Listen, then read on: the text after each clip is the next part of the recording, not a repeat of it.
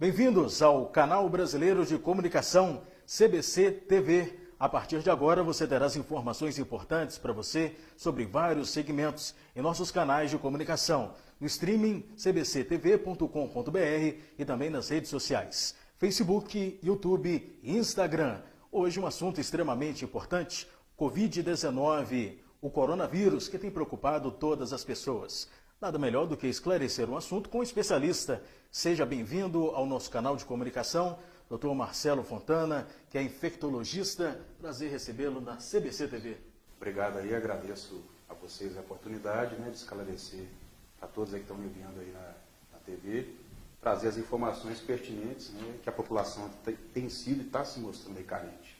Acho que é importante nesse momento a gente trazer esclarecimentos científicos e acalmar um pouco a população e informar a população. Muito obrigado. Por nada. E conforme estávamos falando, a informação é também uma forma de prevenção. Por isso nos acompanhe no seu smartphone, no seu tablet, no seu notebook. As atitudes de um caso suspeito. O que é considerado um caso suspeito? Porque muitas das pessoas podem confundir, inclusive, com outras enfermidades. Então, doutor Marcelo, o que você, especialista, o que os outros médicos consideram um caso suspeito? Caso suspeito de coronavírus seria o quê? Aquele indivíduo que tenha febre, tosse, falta de ar e dor de garganta. A falta de ar ela não é obrigatória, seria mais nos casos graves. Então, é uma gripe semelhante àquela que a gente teve nos meses de inverno, mas num quadro um pouco mais forte. Mas, basicamente, tosse, febre e dor de garganta. Esses são os principais sintomas hoje, que desde sexta-feira, dia 20, o governo editou uma portaria que considera a transmissão comunitária em todo o país. Então, o que quer dizer isso? A partir de sexta-feira, qualquer pessoa com esses sintomas de tosse, febre, dor de garganta, sintomas gripais, com ou sem falta de ar, vão ser considerados aí suspeitas no atendimento médico de coronavírus. Isso é feito para direcionar os casos, considerando que a doença agora está presente em todos os estados. Isso facilita a classificação para o médico, isso facilita a detecção e o direcionamento dos casos, principalmente os casos mais graves. Eu posso até falar que seriam aqueles 20%, que 80% das pessoas vão ter as formas de gripe, como foi aquela gripe que teve no ano passado, no mês de julho, ou há 2 anos, que todo mundo lembra que teve uma gripe um pouquinho mais forte. Para 80% das pessoas, o diagnóstico é aquele. 20% são as formas mais graves. Então, o caso suspeito seria isso, e isso já está definido pelo governo por meio dessa última portaria, que agora a transmissão não é mais São Paulo, Rio, que quem foi a São Paulo está em risco, quem veio de outro país. O risco agora é inerente, ele está presente em todo o território. Então, essa é a definição de caso suspeito. Situação em Itabira. Até o dia 20, eram 9 casos suspeitos. No dia 21, subiu para 32. Nos últimos dados divulgados pela Secretaria Municipal de Saúde, dia 23, 7 da noite, 41 casos suspeitos e 2 descartados. Ou seja, até essa publicação oficial da Secretaria Municipal de Saúde, não há casos confirmados. E muito foi dito, Marcelo Fontana, sobre itabiranos que estiveram na Europa. Em quais circunstâncias é recomendado o afastamento social? Afastamento social, até o presente momento, até que se mude por meio de uma determinação de Estado ou uma portaria, quem veio do exterior tem se recomendado, e a vigilância tornou isso obrigatório nas últimas semanas, o isolamento social de 7 dias, mesmo sem sintoma. Isso ainda está vigente, pela informação da vigilância. O isolamento social de 14 dias, que é o que a gente pede que a população cumpra, e é o que vocês estão vendo aí, o comércio parado, a economia sofrendo, as pessoas sendo notificadas para ficar em casa, os idosos, os doentes. Esse isolamento de 14 dias ele vai valer para quem está doente, o médico vai dar um atestado, e neste atestado, desde sexta-feira, essa portaria aí do governo federal vai incluir, inclusive no atestado, as pessoas do grupo familiar. Então, todos esses vão ficar 14 dias, que é o que se recomenda. Então, 7 dias ainda vigente para quem vem do exterior, que é como se fosse uma quarentena. 14 dias de isolamento, que é o termo correto da gente falar, porque quarentena é um termo agressivo, é um termo de total supressão de direito de ir e vir. Então, o termo correto é isolamento social. 14 dias, se a pessoa tiver febre, tosse, dor de garganta, se apresentar na unidade básica de saúde ou se apresentar no hospital um pouquinho mais grave, com falta de ar, desconforto, que é o ideal que só vá ao hospital nessas condições, para não sobrecarregá-lo. E estas pessoas serão recomendadas, se forem para casa, não estiverem internadas, obviamente, vai ser recomendado o isolamento social de 14 dias, para tentar quebrar a barreira, a cadeia de transmissão do vírus. E incluindo no atestado, com a autorização da pessoa que está doente, sob pena da lei, ela declarar todos aqueles do grupo familiar, inclusive a doméstica, se tiver. Para poder o quê? Não propagar o vírus. Cada pessoa doente, é importante eles saberem, propaga o vírus em média para quase 3 pessoas. Você imagina, é uma cadeia que não para. Por isso o isolamento social. Há governos, há políticos, há pessoas que defendem deixar livre. Abre as fronteiras, deixa a doença correr livremente o curso dela. Como? A visão da maioria dos infectologistas, da maioria dos epidemiologistas, dos responsáveis de saúde pública, e tem muita gente boa na nossa cidade, e o trabalho tem sido árduo. Parabenizo aí o trabalho, né, da Secretaria da Vigilância, dos colegas médicos aí dos hospitais e administradores. Mas se a gente deixar solto, pessoas vão morrer, principalmente os grupos de risco. Então, voltando ao que me perguntou, a importância do isolamento de 14 dias é para proteger a população. Eu entendo que é a medida mais importante. Não devemos deixar de fazer isso, porque senão vamos virar igual a Itália.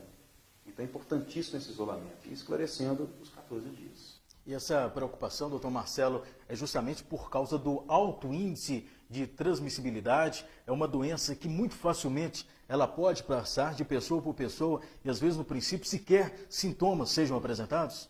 Sim, a importância é isso. Ela tem um alto poder de transmissão, como eu falei, né, o índice de transmissão dela é de quase 1 para 3. Cada indivíduo doente propaga para 3. Daí a importância dos cuidados de higiene, respeitar as medidas solicitadas e impostas por decretos municipais, estaduais, a solicitação federal, a limitação de fronteiras, né, que já está começando a ocorrer algumas restrições. Se a gente fizesse esse papel nosso, nesses próximos aí 30, talvez aí 15, 30 dias, não sei se menos ou mais, vai depender de como evoluímos, a gente tem uma chance de ficar igual a China, que em 75 para 80 dias, vocês viram, praticamente zerou a transmissão local. Na semana passada chegou a zerar. Alguns casos voltaram a ocorrer, mas controlou a pandemia. Então a importância é essa da população agir. Eu entendo que é isso. O que é considerado uma transmissão comunitária? Transmissão comunitária, dizer para vocês, é o quê? É quando o vírus já se espalhou na comunidade.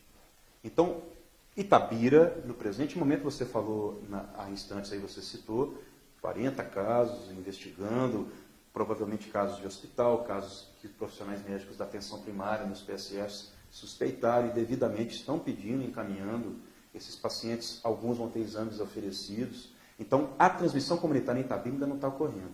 Mas transmissão comunitária é o quê? O vírus circulando livremente num ambiente, num local, ou o que o governo declarou na última sexta-feira, por meio de uma portaria, em todo o território nacional, pela presença dele, praticamente todos os estados, exceto acho que 1 ou 2 do norte, até semana passada, o vírus já está circulando livremente. O governo já atribui isso. Então, transmissão comunitária é vírus circulando livremente. Não importa mais se eu vim de São Paulo, não importa mais se eu vim da Itália, não importa mais se eu vim da China, não importa de onde eu vim. O vírus estaria presente em nosso meio. Mas, doutor, Itabira está 0 caso, não confirmou, mas o vírus pode estar presente já.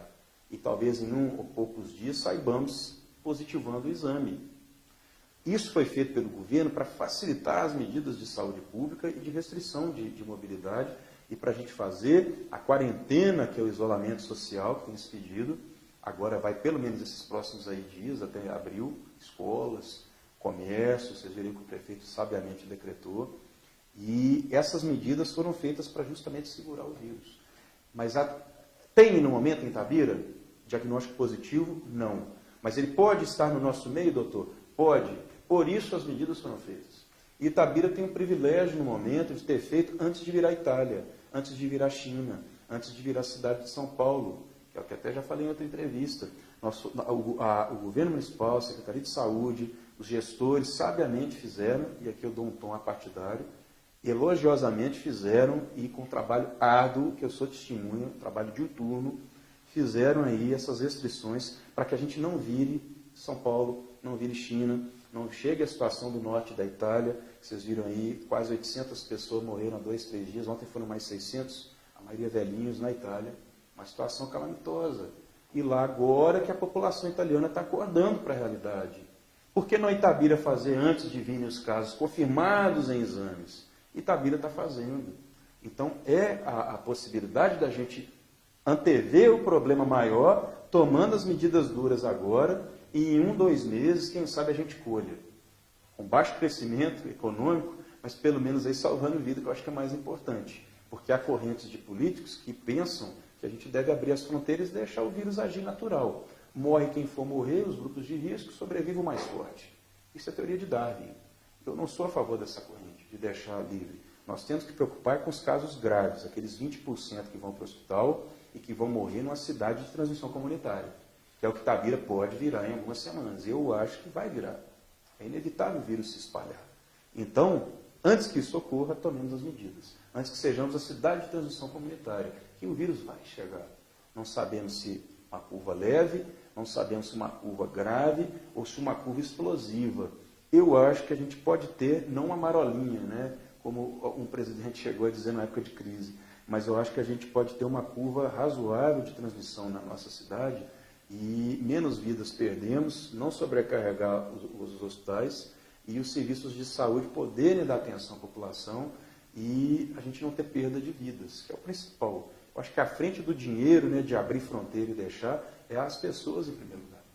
Uma situação muito importante, doutor Marcelo, que estamos vivendo um momento onde a difusão das informações ela é muito rápida. Muitas das pessoas têm um celular na mão e o acesso quase que imediato a muita informação com procedência e muita informação sem procedência, que é o chamado fake news. Tanto que circulou aqui na nossa cidade sobre uma gestante que teria a confirmação do caso de coronavírus, o que não ocorreu. O exame feito através do laboratório particular Hermes Pardini definiu que ela não tem o coronavírus. Mas gostaria que você explicasse o que a população deve fazer em termos de comportamento, descartar o pânico e, como você já citou, em quais circunstâncias procurar o pronto-socorro, que é um local de aglomeração, um local onde as pessoas estão mais susceptíveis à contaminação de vírus e, por isso, procurar só em último caso, com situações mais severas. Exatamente. A grande questão é, no presente momento, não vivemos o caos em Itabira. Nós não estamos com hospitais abarrotados, mas estamos preparando, isso aí até deveria estar aqui, né, a Secretaria de Saúde, os gestores lá, mas me represento como médico, estou participando indiretamente e lhes digo, o hospital ele tem que ser, no momento que Itabira tiver vários casos, o hospital tem que ser devido para aqueles 20% de casos mais graves. Idoso com falta de ar, a pessoa adulta com alguma doença crônica, com tosse, febre, dor de garganta e falta de ar. Principal sintoma, falta de ar, cansaço, mal-estar, secreção, baixa de oxigenação do corpo, dificuldade de raciocínio, são as situações que o hospital vai ser necessário. Mas resumindo para o leigo entender, quem assiste é tosse, febre, a dor de garganta e a falta de ar, o cansaço. Esse é o principal sintoma que deve dirigir, junto com os demais sintomas de síndrome gripal, de gripe, para a unidade hospitalar. As formas mais brandas, uma tosse, a gargantinha doendo, uma tosse com uma febre, o adulto está ali tranquilo, não está nenhum outro achado no corpo, tente procurar uma unidade básica, que deve haver uma estruturação, ou o seu médico, se ainda estiver atendendo, ou cuide-se em casa. Evite o hospital. E nesses casos, hidratação, um Tilenol resolve. Se todos aflorarem para o hospital, nós vamos abarrotá-lo. E ele não vai dar conta. Tem que ir para o hospital? Tem, na situação necessária. 80% das pessoas com coronavírus têm só sintomas de gripe, sem falta de ar, sem infecção, sem risco de ir para a UTI, sem precisar internar. A maioria, nossa preocupação, na verdade, tem que ser o quê? Para ir para o hospital. Os grupos de risco que estão passando muito mal. O maior de 60 anos, com pressão alta, com diabetes, com problema de baixa imunidade, pessoa que toma remédio para reumatismo, que tem que tomar imunossupressor, a pessoa com HIV AIDS, que ainda está controlando, né? E principalmente os mais extremos de idade, os velhinhos com mais de 80. Esse público que o hospital tem que se preparar com UTIs, leitos de UTI e leitos de internação, que é o que está sendo desenhado habilmente aí pela gestão aí da Secretaria de Saúde e pelos hospitais para poder tentar atender, para que não vire o caos da Itália. Não quer dizer que não vá ao hospital. Os hospitais também têm que trabalhar e sobreviver, lógico, mas é entender que o hospital ele vai fazer bem no momento necessário. No momento necessário, essas pessoas estiverem com esses critérios. Nos acompanhe no CBC TV através do streaming cbctv.com.br do Canal Brasileiro de Comunicação. Nos siga nas redes sociais, Facebook, YouTube e Instagram. CBC TV, simples de ver.